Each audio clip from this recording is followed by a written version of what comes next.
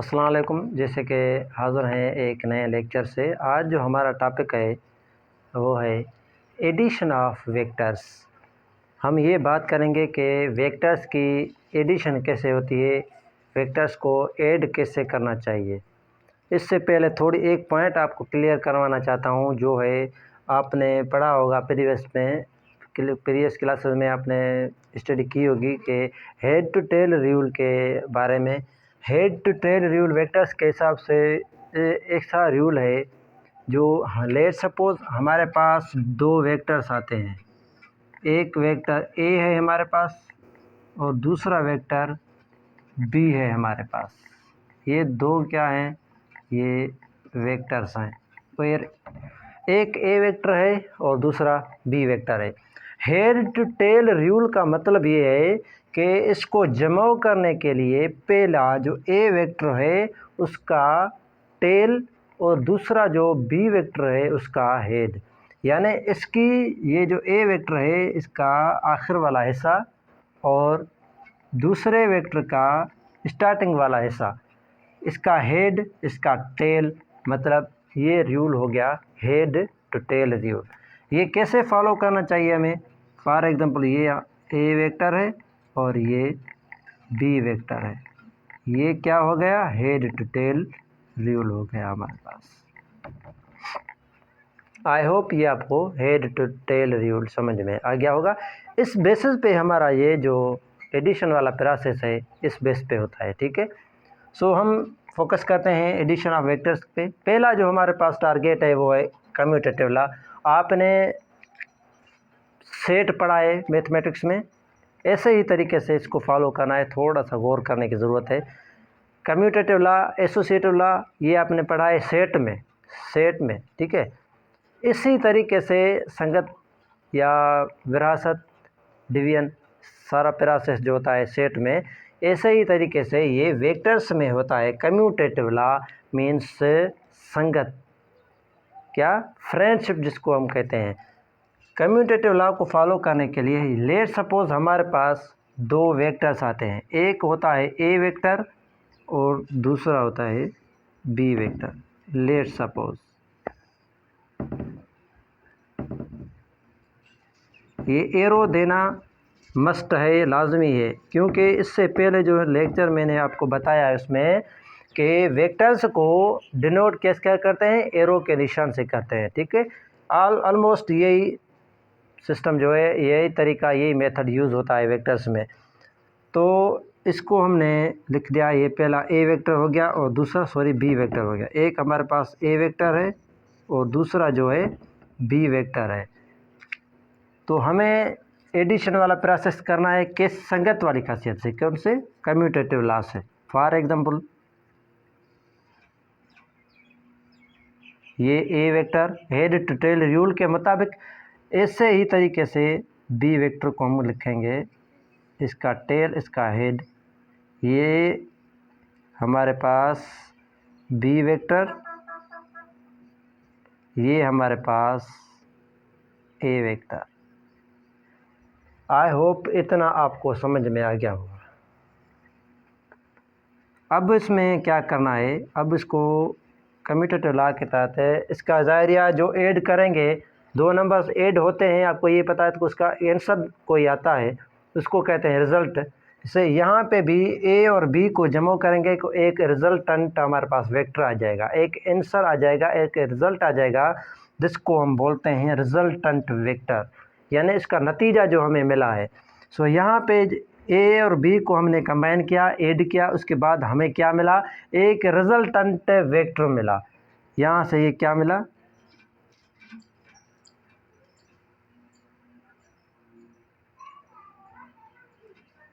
Resultant vector मिला। ये resultant vector को हम आर से डिनोट करते हैं। किससे डिनोट करते हैं? आर से डिनोट करते हैं। हमारे पास एक मेन पॉइंट याद रखनी है कि हमारे जो रिजल्टेंट फोर्स जो बनवाना है, रिजल्टेंट फोर्स में एक हमें ये जो है इसका जो है टेल के साथ होगा और हेड जो होगा हेड के साथ होगा। ये मेन पॉइंट है, ये आपको ध्यान में रखनी है कि रिजल्टेंट फोर्स जब बनाएंगे कि पहले वाला जो ये हेड है, हेड से ही कनेक्ट करेंगे और जो टेल है वो टेल से ही कनेक्ट करेंगे। ठीक है, इसका ये देखो बी वेक्टर है, इसका हेड है ना, या स्टार्टिंग पॉइंट है, या स्टार्टिंग में ही रिजल्टेंट वेक्टर का स्टार्टिंग पॉइंट रखेंगे, और यहाँ ए का टेल है। ठीक है, इनिशियल फाइनल पॉइंट है, यहाँ पे रिजल्टेंट का भी क्या टेल ही पुट करेंगे। ये है इसका रिजल्टेंट वेक्टर बन गया। सेम ही तरीके से ए बी हो गया, बी ए हो गया, अब ऐसे ही हम ए बी करेंगे। फॉर एग्जांपल हमारे पास दूसरा वेक्टर है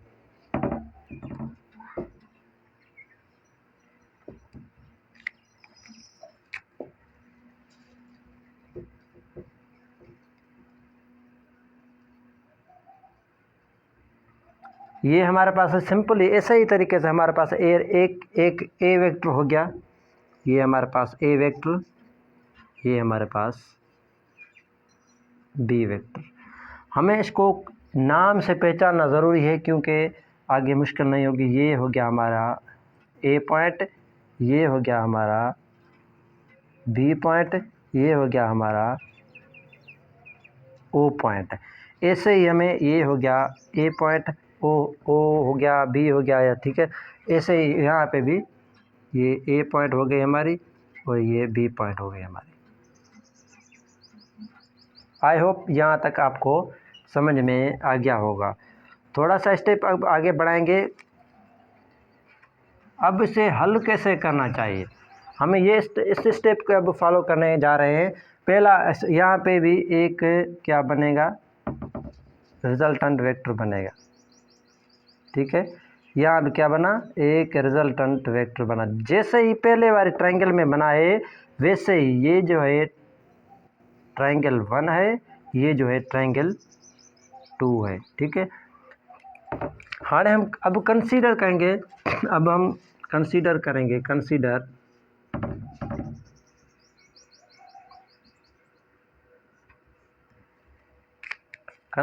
ट्रायंगल ए यानी ट्रायंगल 1।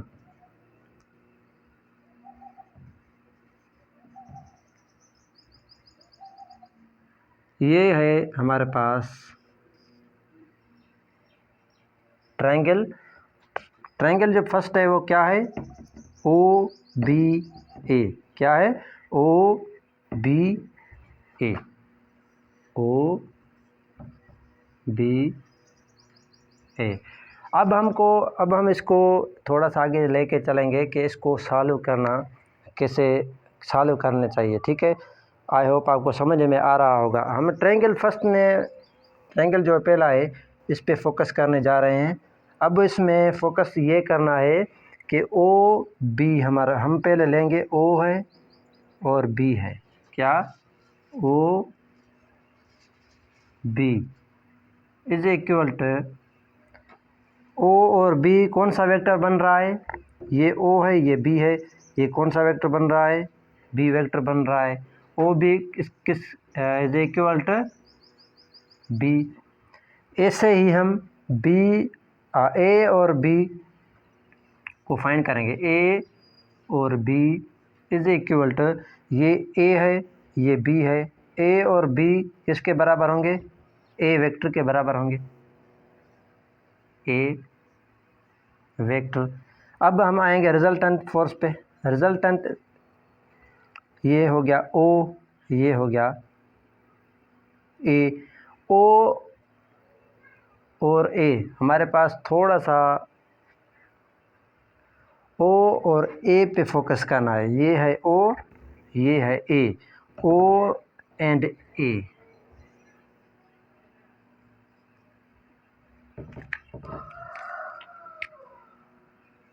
ओ ए हमारे पास क्या आ गया, आर यानी रिजल्टेंट फोर्स आ गया हमारे पास। ये भी क्या होगा, वेक्टर क्वांटिटी होगा। अब थोड़ा सा स्टेप को आगे बढ़ें, बी और ए पे आए हम। ये है हमारे पास बी, ये है ए, बी और ए पे फोकस करना है। सॉरी, ए बी नहीं है बल्कि बी ए। बी और ए का क्या बनेगा,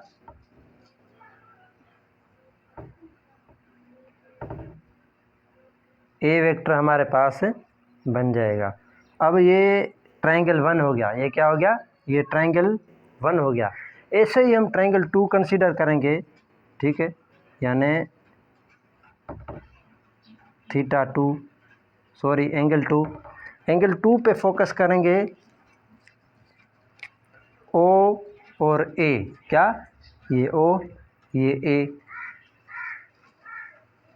मसला ये मार्कर का मसला है। ओ और ए किसके लिए बराबर, किसके बराबर होगा, ये ओ हो गया, ये ओ हो गया, ए वेक्टर के बराबर हो गया। ऐसे ही ए और बी किसके बराबर हो गया, सेम ये तरीका है, आपको आई होप समझ में आ गया होगा। ए बी किसके बराबर हो गया, बी वेक्टर के बराबर हो गया।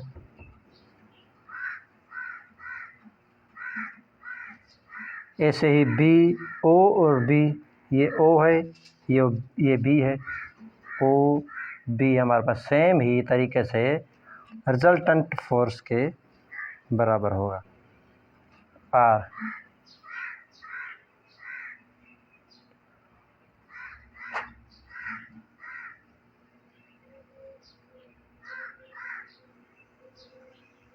आई होप ये आपको समझ में आ रहा होगा।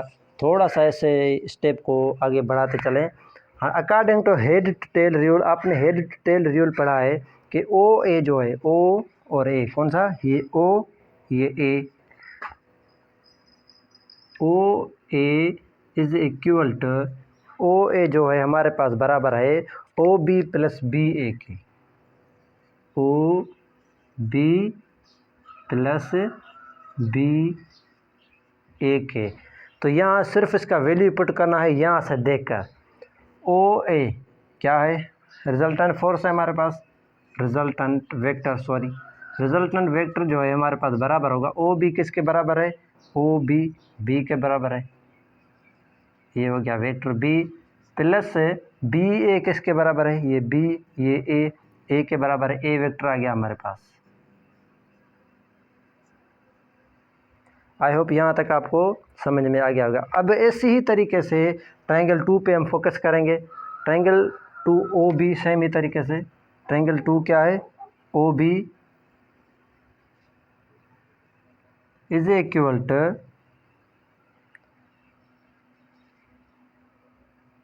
ओ ए प्लस ए बी, ये O A plus A B, O A plus A B.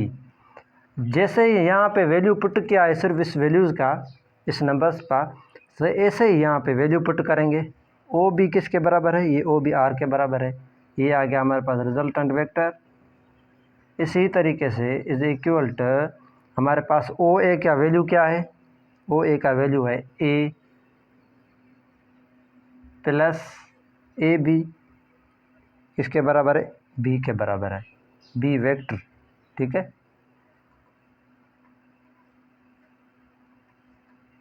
B vector के बराबर है। अब हम क्या करेंगे, यहाँ तक देख लो, आई होप आपको ये सारा समझ में आ गया होगा। स्टेप को थोड़ा सा आगे बढ़ाना है, इंशाल्लाह मैं उम्मीद करता हूँ कि आपको समझ में आ रहा होगा। अब हम करेंगे कंपेयर, ये हमारे पास जो है इक्वेशन फर्स्ट, ये है हमारे पास इक्वेशन सेकंड। अब कंपेयर करेंगे, compare equation 1 and equation 2। Equation 1 कौन सी है हमारे पास, आर इज इक्वल टू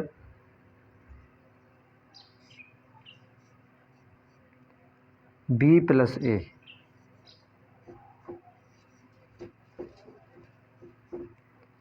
दूसरी इक्वेशन कौन सी है, R is equal to A plus B. हम ये फाइंड कर दिया कि ए और बी को कम्यूटेटिव लॉ के हिसाब से कोई फ़र्क नहीं पड़ेगा, यानी इसका मतलब हुआ बी प्लस ए बराबर है ए प्लस बी के, ये प्रूव हो गया। ये है हमारा एडिशन का कम्यूटेटिव लॉ। आई होप ये आपको समझ में आ गया होगा। सो हाजिर होंगे किसी नए लेक्चर से। Thank you so much.